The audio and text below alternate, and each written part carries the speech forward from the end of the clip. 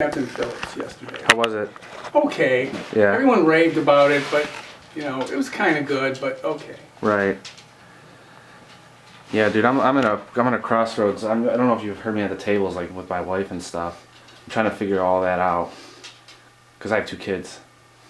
So Right. I'm looking for like proper advice. Like she wants to divorce me and stuff, and I don't know what to do about that. Slap her. No, I'm kidding. Slap the shit out of her. Right. Listen, you ain't divorcing me, bitch. No, Right. I'm kidding. I'm kidding. No, it's weird, dude. I just don't know how to handle it. Well, Are you playing any gigs tonight? maybe. See, that's the thing. I'm supposed to play at this other Mexican restaurant with the same guy, but he's sick. He Right. didn't even play at the restaurant yesterday. And I texted him, I says, look, I'm not going there and playing solo. It's not a jazz club. It's a Mexican restaurant. Right. I go in there and I start playing what I play. No one's going to care. Right. So I just would rather not do it. I got like a 5-hour gig at Masonic Temple in Detroit tomorrow, and it paid really well. So that'll keep me for a couple weeks. So I don't, I'm just not going to go and do that solo. Yeah. Dude, gigs are tough, man. They are, especially here, because here there's huge dividing lines, cultural dividing lines. Like down south, they aren't there. Right. We play a blues gig in Bracken, Florida, and this club is that's where you should go and do a documentary, because to get to it, you drive down the Sturt Road, you got these magnolia trees, right? Right. So they're hitting your car, leaves are hitting your cars, you're in the middle of nowhere, driving through these magnolia trees, and then you get to the club, and it's a nice, really nice club. He's got tables with blues artists, on the tables and on the walls, and then when you play there, it's simulcasted live on the radio, That's and cool. you look at the crowd, and it's like everybody 21 and up. Everybody. I mean, it's not just one group of people. Black people, white people, Right. old people, younger people, all just dancing and listening to blues and having fun. And that's how they are down south. Right. It's not like here where there's this division, techno, Right. rap, jazz, and nobody hangs out with each other. Do you ever study like different types of music that maybe you're not even interested in, like Yeah. techno and rap and stuff? Yeah. Because you're a hell of a good piano player. Thanks. Yeah. Well, I don't study it. I have Jordan to keep telling me to keep trying to find relevant rap lyrics, but he has a really tough time because there aren't many. Right. Right. Yeah, dude. I don't know.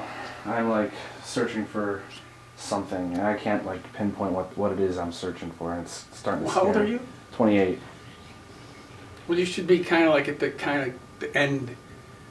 ending area of that a little. Mm-hmm. A little. You think so?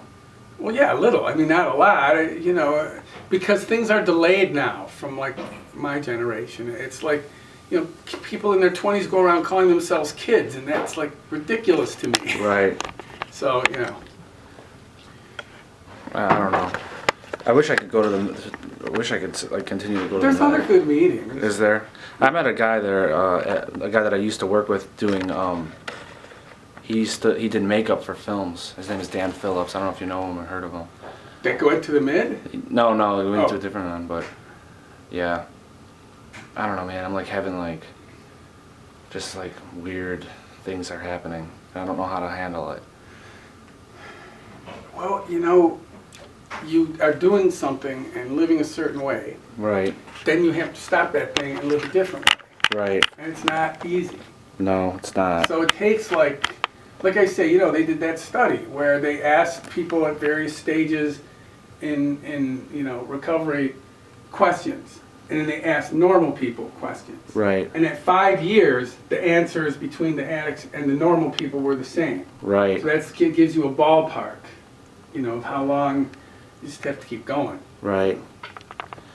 Yeah, I gotta do something with myself because like I'm not working right now, so I'm just like trying to find something cool to film, man. And like, would you mind playing a little bit? No, of course, I was going to get around to it. Awesome, dude.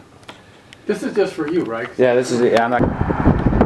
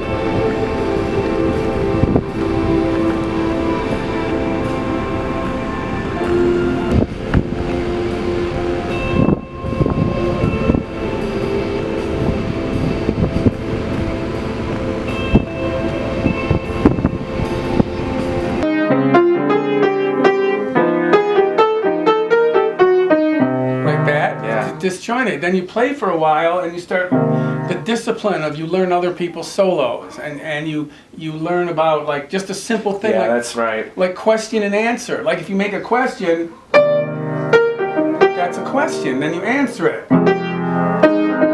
See, now all of a sudden instead of something wild, you got a question and an answer and some space. So you're not playing all the time.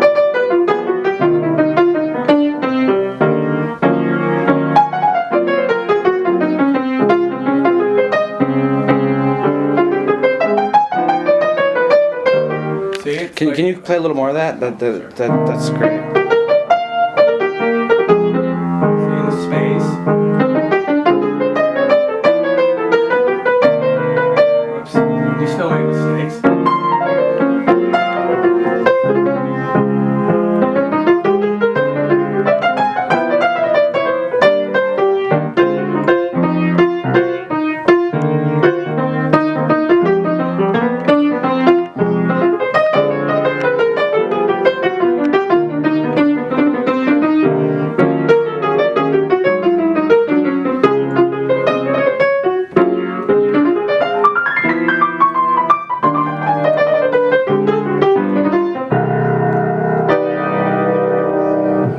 See, so that's how your ideas, you go from the just the, and then you figure out how to make these patterns occur. It's the same with painting. Say that again. Sorry. Go ahead. In what you just recorded, we really went through like 75 years of musical history. And the interesting thing is in classical music, there's the same kinds of different eras, but in classical music they lasted 50 to 75 years for each era. In jazz, everything was 10 years, but it followed the same format. Right. So yeah, it's a lot of... What do you think? What do you think about how music affects people's moods? They say that music can change someone's mood like that. I think there's some truth to it, but you can't overdo it. You know, and I'll tell you why. I remember reading on a news group, right? Mm-hmm. And actually it's supposed to be a news group about Beethoven, and that was the very question everyone was discussing, right? And then somehow somebody mentioned Metallica and how horrible Metallica is, and they were going on and on about Metallica. And this guy goes, look, I'm a doctor, and my two kids are both college graduates. They listened to Metallica for years. You know, they have really great lives. They listen to different music now, but I don't think listening to Metallica hurt them one bit. Right. You know, so like I say, I think there's elements to that, but you don't want to overstress it, only because how much are you paying attention to it? You know, what is its purpose? Like if it's just in the background, I don't really think it's going to do much. But see, I don't know, man. I used to listen to music and I wouldn't hear the lyrics. I wouldn't follow the lyrics. I would just listen to the music. Right. But now that I'm like diagnosed bipolar and stuff, I'm listening to the lyrics and they're like making sense all of a sudden to me. It's really like strange. No, it's not. I'll tell you why it's not. Because I have a friend, one of my closest friends. He was a newspaper striker guy. Mm-hmm. You know, back the newspaper right there in the corner, they had a big strike, and it was driving him absolutely nuts because his family depended on him working, and they're like doing all. So he was so totally scattered, and he called me up one day because I was his teacher. I still kind of am. Yeah. He goes, Jim, I don't believe this. I went for therapy because that strike was just absolutely driving me nuts, and they decided I had ADD, and they gave me something for it. He goes, you know how I could never play anything through? I can play it through now.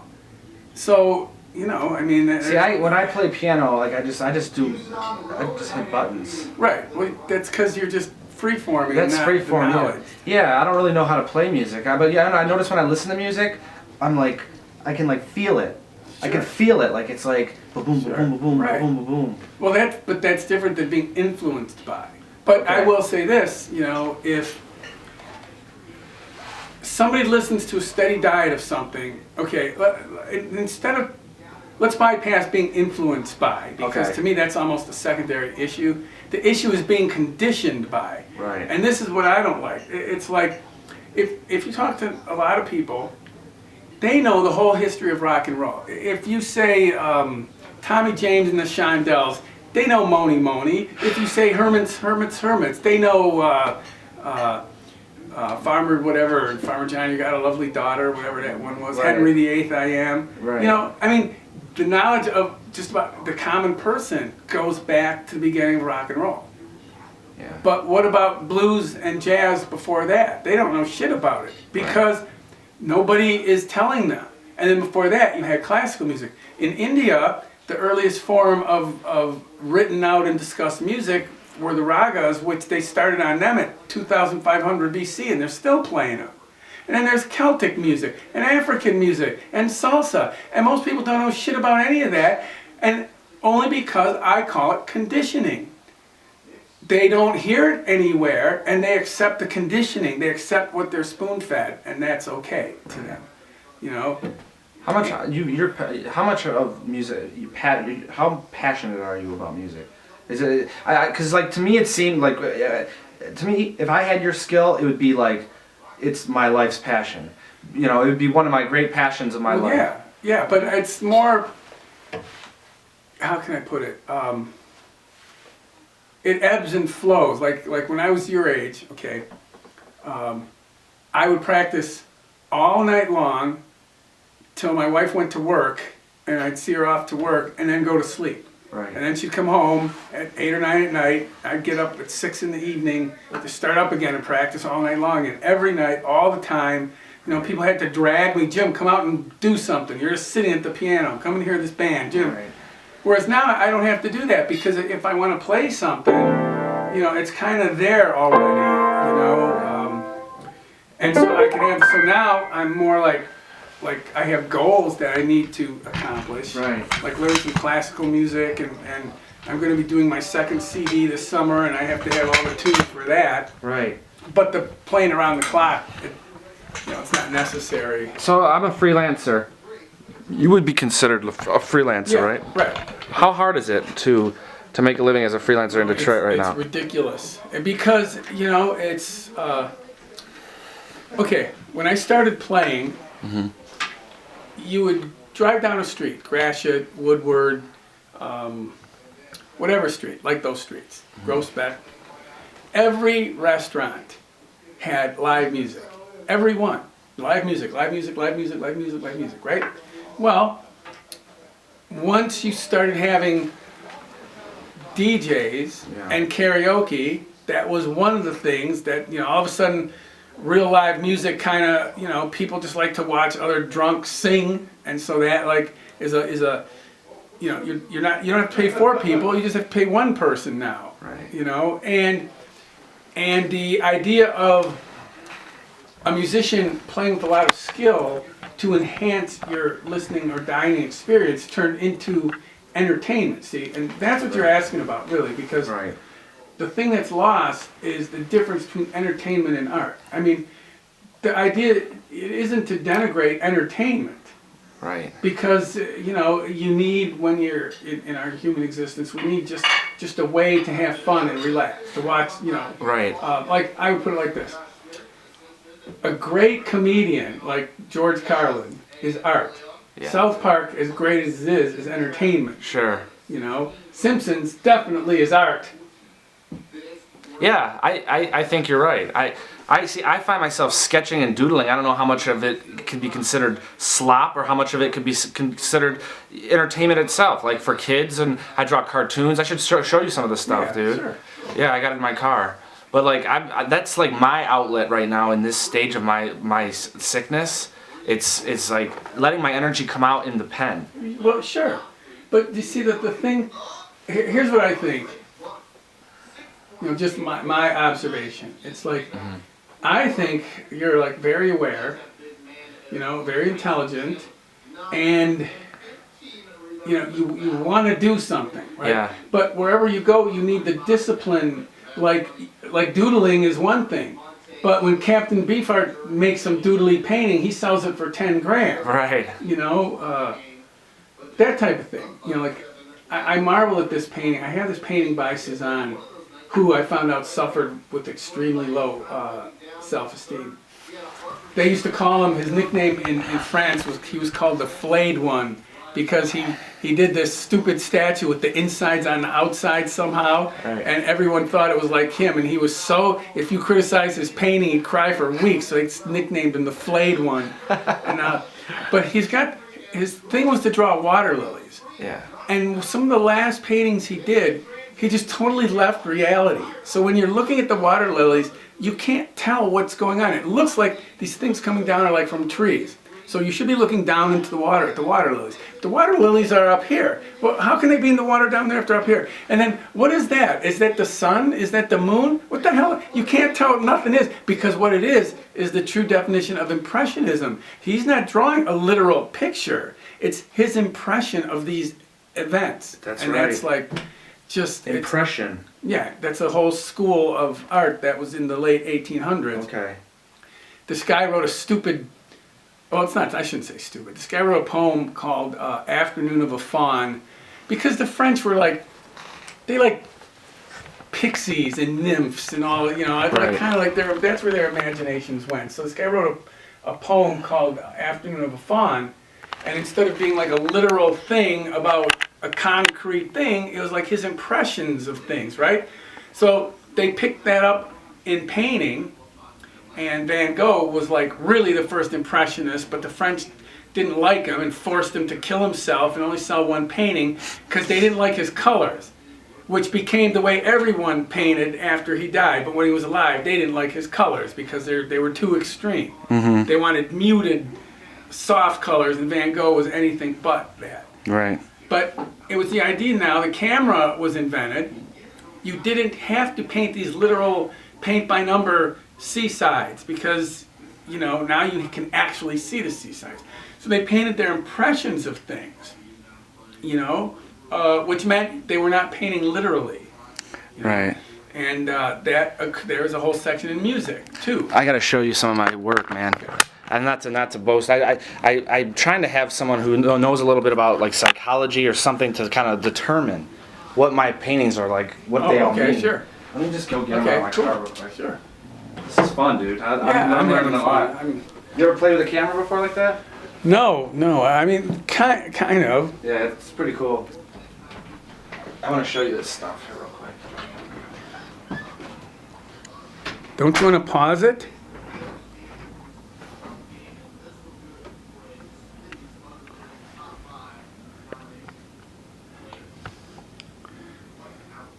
Where are you? Look, just so we are clear on this subject, this is a snapping snickery dog. Right now, she's contemplating world peace.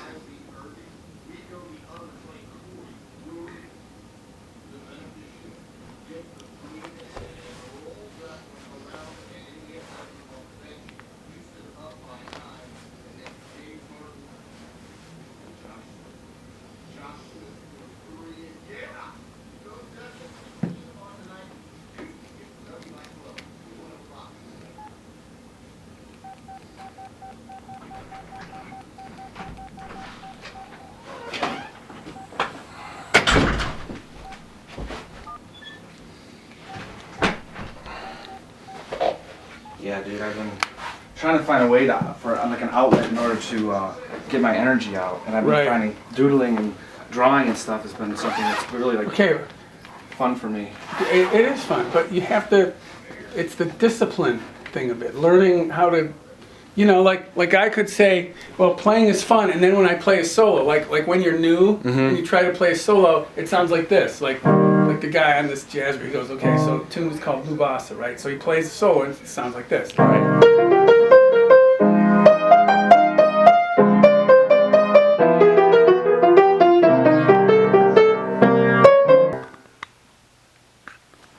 Okay. Okay, so when you talk about chords are these 3-note things, like that's a major chord, and that's a minor chord, but they're stacked in threes, like 1, 1, 2, 3, 1, 2, 3, right? 1, 2, 3. And how you go 1, 2, 3 tells if they're major, because it's the major third, or minor, with the minor third. Like when you hear this,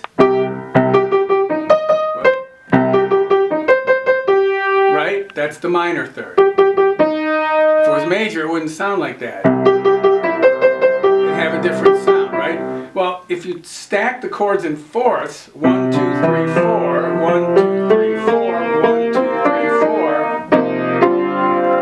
you get a more modern sound because you're not on third then you got like.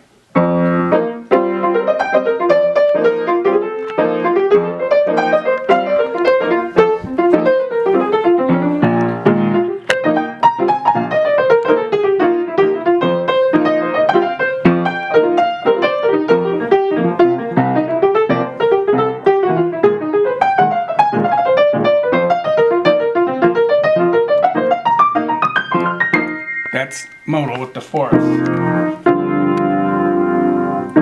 Then there's also avant-garde, which kind of makes me mad because in the 60s it was like the big deal. Even rock bands would throw it in the middle of stuff.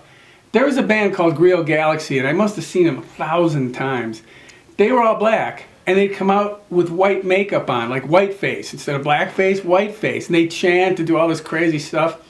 And Farouk Zbey was the band leader, right? He was like a really good guy. He knew my daughter too, and he really liked me because I was hired to play at St. Andrew's Hall for something, right? I think it was like models and all that shit. So they're all in there trying to act cool, right? And I go, this is the stupidest thing I've ever seen. So I had this keyboard, battery-operated keyboard that I took around to practice. So I just stood in the middle of the room and I just put it under my arm. And then I'd lean forward and I'd go like this, and I'd lean back and go like this, and I'd lean forward and go like this. And everyone's ignoring me, and I hear this chuckling, and I see Farouk. He's this tall black guy with dreads and African garb. He's leaning on this table and chair, and he's crying. He's laughing so hard. I'm just going. So, because he liked that weird stuff. So avant-garde is like, you don't even try and sound tonal. You don't even like play a song. You play like shapes and ideas that make sense. And the best of that is Cecil Taylor, who, you know, you got to see him. If you listen to him, it just sounds like a bunch of noise. But if you watch him, he's getting to the keys with no time to spare. So avant-garde is more like.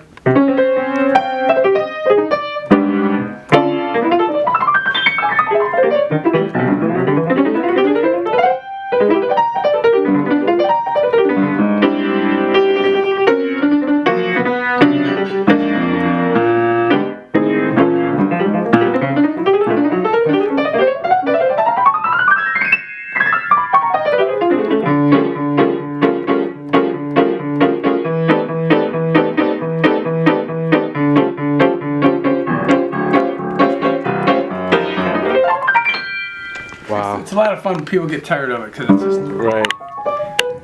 And that's really puts us in the modern era of jazz. But you know, you got funk jazz too. You know, more like.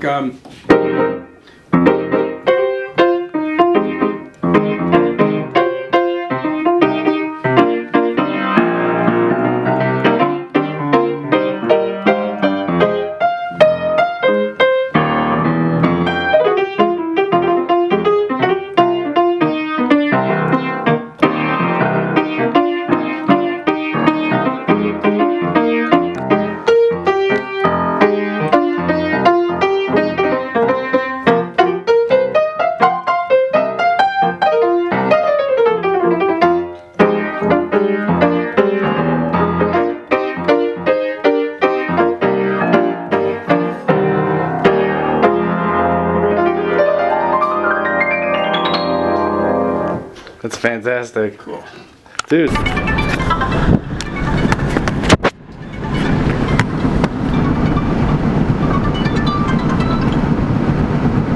Hey, what's up, dude? How are ya? What are you doing? What's that? Huh? Go to the gym? No, not right now. Not right now, dude. I'm actually going to interview Jim Blues from the Midnight Meeting. I got my camera and stuff. Yeah. Yep.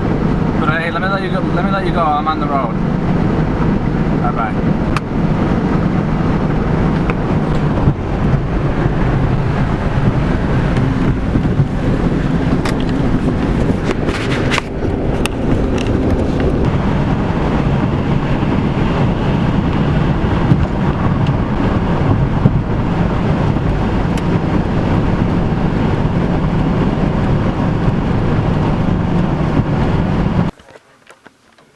Okay, so rhythm changes is what we call in jazz. The tune was called I Got Rhythm by George Gershwin, which is just some from a Broadway show he did. Which just, you know, the words go, I got rhythm, right? And the chords he used made up the song, and one of the later incarnations of it was the Flintstones. Whoops.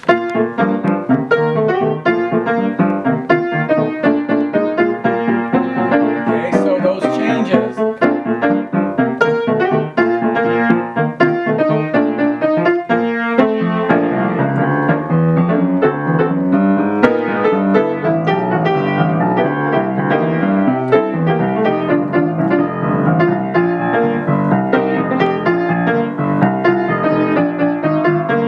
That's rhythm changes, right? So what I was soloing on was those chords, Right. but just soloing and going.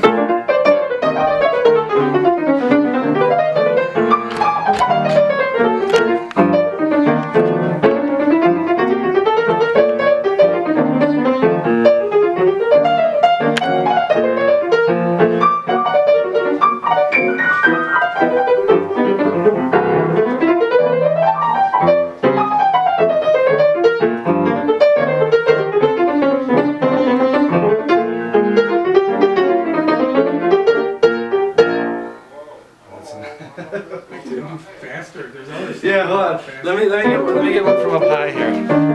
All right, I'm listening. Piano, bass, drums, and sax, right? We're playing this tune, Giant Steps, which is by Coltrane. And I go to start my solo, right? The way it works in jazz, for most of the time, is you start with what we call the head, or the melody. So that starts the beginning of the tune. Then that gets done, and whatever chords go underneath that head just cycle over and over again. And then each person in the band, the sax player first, then the piano, then the bass, then the drums, each person takes a turn soloing over those chord changes. Okay. Okay, so, and I was the only white guy at this time in the band, right? So I'm playing Giant Steps, right? And Alan Barnes, who's like this kind of tall black sax player, he's listening to me. And this is why I love black people, because white people don't do this like this. He's listening to me, right? He starts nodding his head. He starts going, first quiet, like, yeah, Jim, yeah, Jim. Then he starts like really loud, yeah, Jim, yeah. Then he comes over to the piano and puts his head, because the lid was up, he's like standing over there with his head in the piano going, yeah, Jim, yeah, go, Jim. And I'm just racing around, and it was like, you know, it made me feel really good that my solo was inspiring him to this level. I know what you mean, dude. Because he knew that what I was playing, like, okay, Giant Steps is this.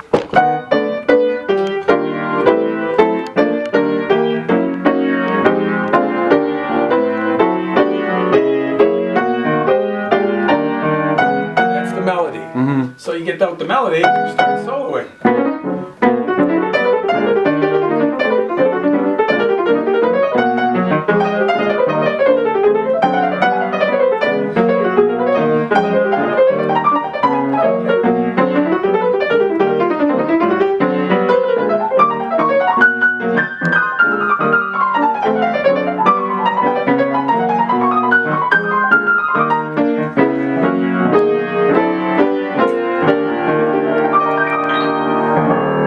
That's awesome, Jim. So he was like, those are hard. Right, exactly. Pretend to take a phone call. Good afternoon. Yeah. Well, not bad for a dismal day. Yeah. Well, saw a pretty good movie this afternoon with my folks. Unbroken. Mm-hmm.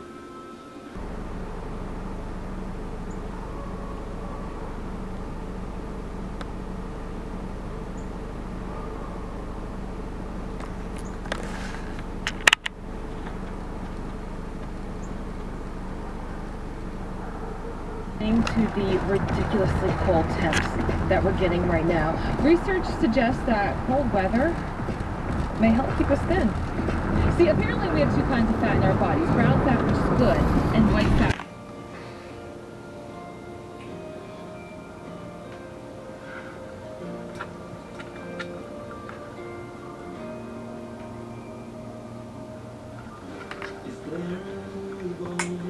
Are you filming? Yeah, I'm filming. What do you want me to do? Just do what you're doing. It's perfect.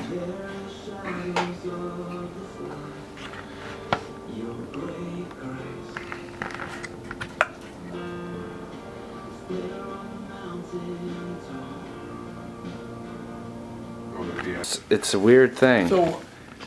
So that's not like a video camera. It takes stills too. It takes right? both stills and video. Okay. Yeah. That's a nice piano, by the way. You know, I promised this other guy, like, I need these promo shots. Mm-hmm. And, you know, I saw his stuff online and I liked it. But, he just may say no. He just may Right. say not interested. You just never know with people, right? Right. And like, I had this guy, he's mad at me because I didn't pay him. Mm-hmm. He came in and he took a bunch of pictures. And they were all wrong. They made me, like the place has to be at the Evola Music at 23 and Shaner. Okay. Because they have a recital room. Right. My wife works there. Okay. And they have a giant grand piano, and it's in front of a red curtain. Right. So, it's got the curtain. Whether it's black or white or color, you have a nice curtain, so it looks like something instead of just, Right. But when they took the picture, they did not listen to me. I says, look, okay, when I call myself an old fuck, I borrow it from George Carlin because he says, don't call me an old fart or an old man. Those are both demeaning. But feel free to call me an old fuck because in this case, fuck is synonymous with the word fellow. It's like saying old fellow. Old fellow is fine, right? There's that old fellow over there. There's that old fuck Jim sitting over there. That's okay. Okay, so, the way he took these pictures, they fucking all make me look like an undertaker. I mean, I don't know why this guy kept saying, go back more and use different lighting and Right. But he didn't. So I can't use any of them. That And we sucks. spent a lot of time on these pictures too. Yeah. Well, I can give you some stills from this, man, if you want. Well, but let's do that another time. Yeah, When yeah. I dress up. So I Yeah. got dress clothes I have to Cool. get dry cleaned. So you were talking about like, Okay, like you. yeah. You see like sports coat. Right. But that's not really a normal shirt that goes with a sports coat. Hold on, I'm gonna put this on. But Yeah, this it is works for you because you're young and you can get away with shit like that. Right. I mean, yeah. Does this look weird? Like, do I look strange? Because sometimes if Okay. Yeah. To my wife, she would say yes. Okay. She would say that doesn't go with the sports coat. Right. To me, I'm always looking for ways to not wear a dress shirt and a tie. Right. Something that looks cool, but it doesn't just be the conservative thing. So to me, it's fine. Yeah, like to me, it's cool. a suit coat with a hoodie. I mean, Right, to right. me, it's comfortable. It's cold outside, Right. and it's like it's one of those things. Yeah, well, you can do that because Yeah. of your age. Yeah, it sucks, dude. I'm not gonna be able to go to the mid anymore because I have to go to bed at like 11 o'clock. Why do you have to? Well, my mom and dad, like, I'm taking medications, and they're telling me that you have to. Well, there have been other people at that meeting, okay? Like, I used to scoff at medication, Mm-hmm. but my one friend, he moved away and he got married and he's doing really well now. His last episode was like, just, he gets out of his car and he sees me, right? And he goes, Jim, I have this great idea. I'm going to make a record player that will allow me to communicate with my dead grandfather. And I go, well, how are you going to do this? Why do you need a record player? Just get a medium. Right. Or just talk to him. What's the part? He goes, no, it's got to be a record. And he went into this thing and it was like, he was gone. And I noticed two things, okay, about really why people might need the medication. He goes, so he takes his meds and he comes down, right? And he goes, well, how can I tell if I'm like that? I says, Andy, it's easy. In a normal conversation, there's a give and take. Like, Yeah. I wait for you to talk, then I talk, and you talk. Sometimes we interrupt, but I says, when you're manic, you don't wait. Right. It's all you talking, and you have no ability to listen. So if you start losing the ability to listen, that's probably the main thing right there. Right. So, Like, I don't know. Have you ever been manic before? just mildly. Mildly. Just- Okay. yeah. My thing is more emotions, like maybe too much elation and then depression, as opposed to manic and Right. crashing and then manic. It's more like See, I get to a point where I can't stop thinking about stuff. Like I was like obsessed with my wife for a long time, and even like today, I feel like I didn't know where to go. You ever feel like you don't know where Yeah, to go? sure. It's I do. scary, man. I do. Well, see, you interpret it like that. I interpret it as I don't know what to do. Yeah. I don't care where I'm going. I just don't know what to do. What do I do now? Right. I don't feel like cleaning anything. I don't feel like practicing. I don't feel like reading. What do I do? Right. You know? Yeah. Well, dude. Hey, what's your dog's name? Sunshine. Sunshine. Hi, Sunshine. She used to like, you know, she's an old fuck too, but she used to do this thing that was so weird, and I wished I would have filmed it, but I never did. Yeah. I was talking. We'd go outside, we'd stand 20 feet apart, and we'd throw a ball back and forth just over her head. Right. So if you were throwing me the ball, okay, she's running towards you, and then you throw the ball, right? Right. Well, she jumps in the air and somehow spins around in the air, so when she lands, she's facing the other way and then chases the ball that way. It was just so ridiculous. So yeah, a lot of Japanese stuff. I noticed. Doing this home, I thought about it.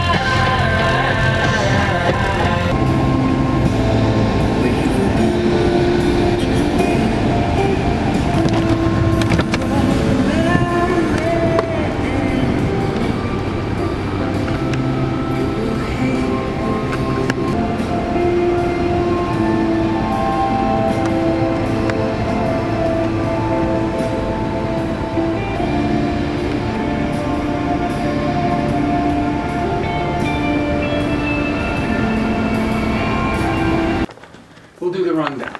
Okay. Now, the first thing, are we ready? I'm rolling. Yep. Okay. First thing is the difference between an octave, which is 8 notes, that's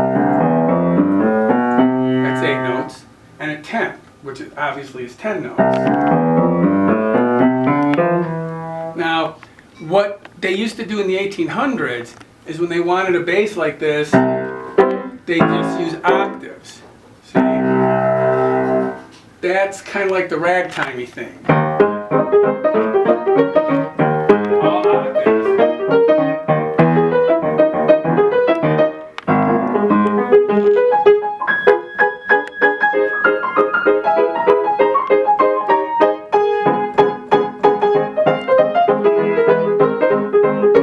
Okay. By the 1920s, or 30s even, the tenths, or the octaves, turn into tenths, which are just way harder. See, this is easy, this is a lot harder. In fact, when I was learning them, I had to take, my teacher made me take hand oil, and I had to do this, and stretch my hands enough, because you're not playing up here, you're actually playing down here. No kidding. And bigger hands can use sevenths, and I'll do it up here. So the kind of music that would go to, this was a happy time in American music. Music was used to free people of their troubles, you know. So a lot of it was just happy music. So you would get stuff like this. G is not the best key, but.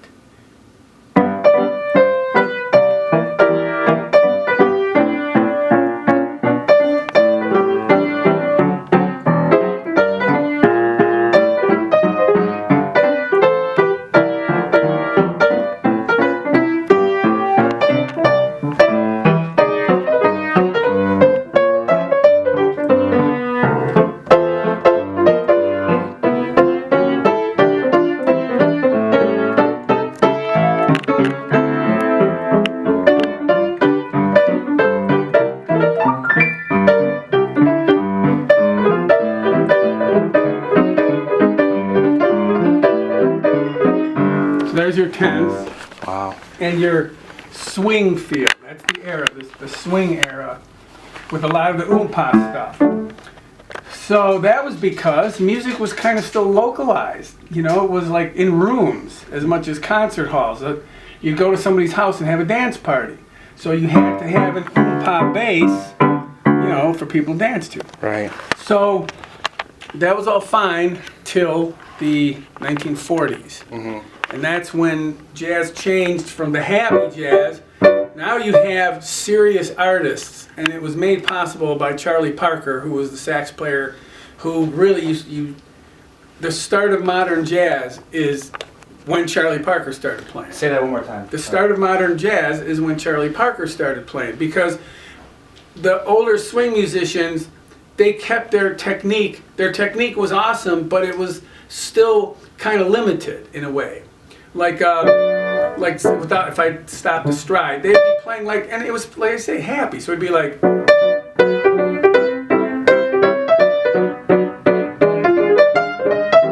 So you like a lot of space.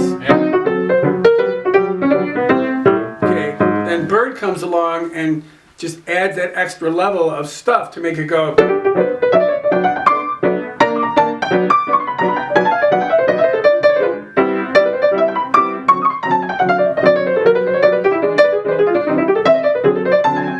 It's amazing. Well, that you study him to be able to do that, because he didn't. Well, yeah, he had a teacher too that showed him that. Yeah. So you learned all this from a teacher. Yeah, from a couple teachers. Okay. Really, two really good ones. Really good ones. In fact, if you want to even go further back, how she got me to learn, because see, I used to go and I used to play gigs, right? I Yep. used to play a blues, and I do this, right? And after about 3 minutes, my wrist was so locked, it would feel like my hand was going to fall off. Right. So she had me sit sideways at the piano and do this thing she called push prepare. So I'd push a key down and move my finger to the next key at the same time and say push prepare 2, 3, push prepare 2, 3. The idea is you're never just playing one note, you're playing one note and preparing the next note. Then on top of that, you take your other hand and flick the fingers not in use to get rid of any excess energy. Right? Now, and then the idea is, so you're flicking your fingers to get rid of the excess energy and saying push prepare 2, 3, push prepare. And what that does is when you're playing, you're never just playing one note and thinking about where is the next note, because you pushed and prepared. So you're never going like, duh, what am I going to play? You're like this. You're already on the next note when you hit the first note. See, and then what that does, oh, and then she did shapes, which are, you got scales, and you got arpeggios, they're called, or broken chords. And so she taught me about shapes, like your wrist isn't static like this, like lock, it goes down, and it comes back up, and then you can go really fast. Like if I were to use every finger to do this, but if I do that wrist thing, because it's my wrist just turning, right?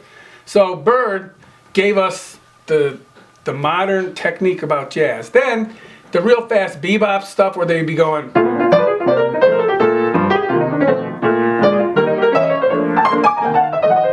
It changed because you just can't keep doing the same thing over and over. Right. So it changed from bebop to what they called soul jazz, which was smooth, which was less chord changes, but still with the Bird technique and more bluesy. So now you'd have like something like maybe